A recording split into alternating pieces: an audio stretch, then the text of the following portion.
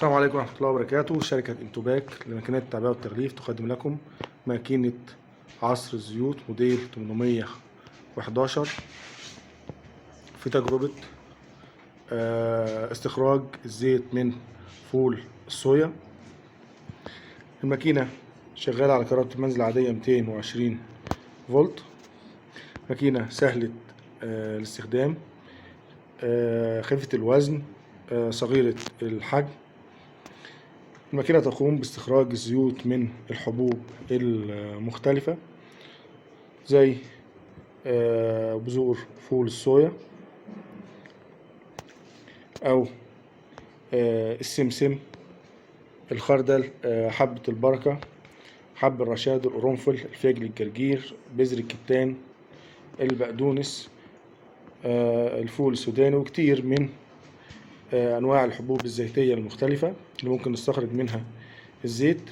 الماكينة جسمها الخارجي مصنع من الستانلس ستيل عالي الجودة، وكذلك الأجزاء الداخلية المتعاملة مع المنتج مصنعة من الستانلس ستيل عالي الجودة. نبدأ نشغل الماكينة. ده مفتاح تشغيل.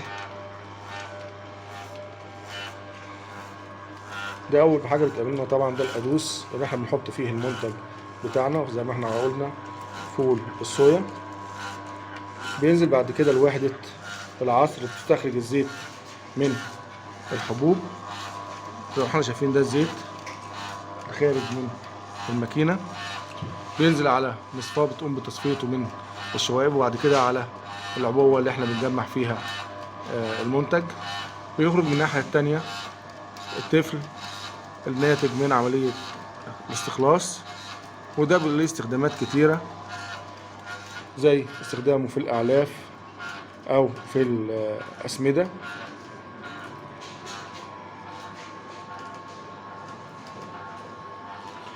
كده قدمنا لكم ماكينة عصر الزيوت موديل 811 والمقدمة لكم من شركة انتوباك.